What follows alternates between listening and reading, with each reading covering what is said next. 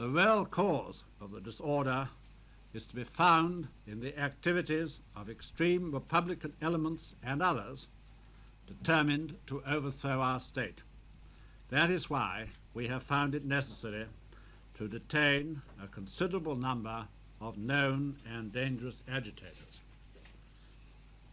The Chief of Staff of the IRA has admitted that his organization, and I quote, has been giving leadership, helping with stones, petrol bombs, and mark the words, other traditional methods of defense.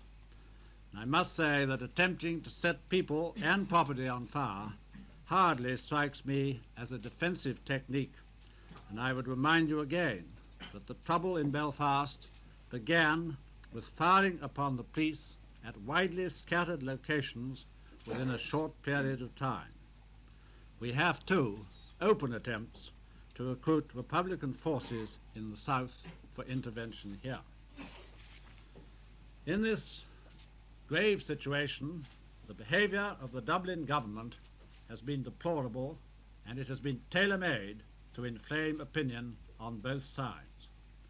The moving of army units, the calling up of reserves, the absurd approaches for United Nations intervention have all been moves of almost incredible clumsiness and ineptitude. I am glad to say that Dr. Hillary returned to his department in Dublin from his visit to the Foreign Office after what he himself described as a polite but very firm brush-off.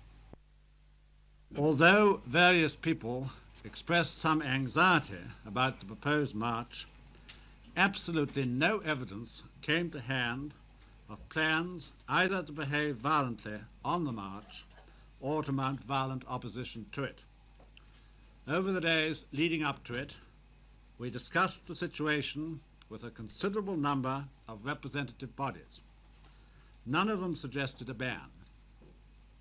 Indeed, their concern was to find ways in which they could contribute to a peaceful outcome. And in a striking demonstration of the community's desire for peace, representatives of the Bogside area met representatives of the apprentice boys. And the clear message coming to us out of Londonderry was that every responsible element in the city wanted to achieve a day free from any sort of disorder. Well, it's very easy to be wise after the event. Had we known that behind this peaceful facade, extreme militant elements were secretly making careful preparations for trouble, we might have arrived at a different decision. But those who were so violent in their words and actions over the days following the 12th of August were very careful to conceal these preparations before the event. And what you have got to remember is that the law permits a parade to proceed unless it is considered that serious public disorder will ensue. We have also seen it argued that a more general cause of the disorders, both there and in Belfast, has been the slowing down or reversal of reforms to which my predecessor's government was committed. That is absolutely and monstrously untrue. The army is here to assist the civil authority. The civil authority is not concealing anything from the army, nor is it taking any unilateral decisions about their deployment. The best joint use of troops and police is decided in full and regular consultation of the best information about the overall situation available to both civil and military authorities. One saw this position operating yesterday in relation to the Ardine area of Belfast. In grave emergencies, such as a state of war, communities often draw together in a political coalition because the community of interest transcends ordinary divisions. There is, however, one absolutely essential prerequisite if a coalition is to succeed. However divided on means, its members must agree about vital ends.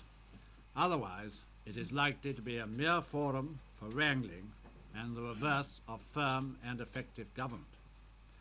Here in Northern Ireland, the position is that most of the political opposition are opposed to the government party on the most fundamental of all issues, the very existence of the state itself.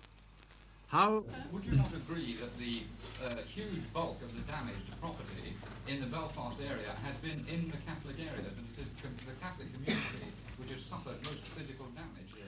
Well, this may well be. I'm not in a position to say yet because, quite frankly, it hasn't been feasible for many people to go into those areas, as you know, and it will obviously take a very long time to make a count and assessment of all the dreadful things that have happened.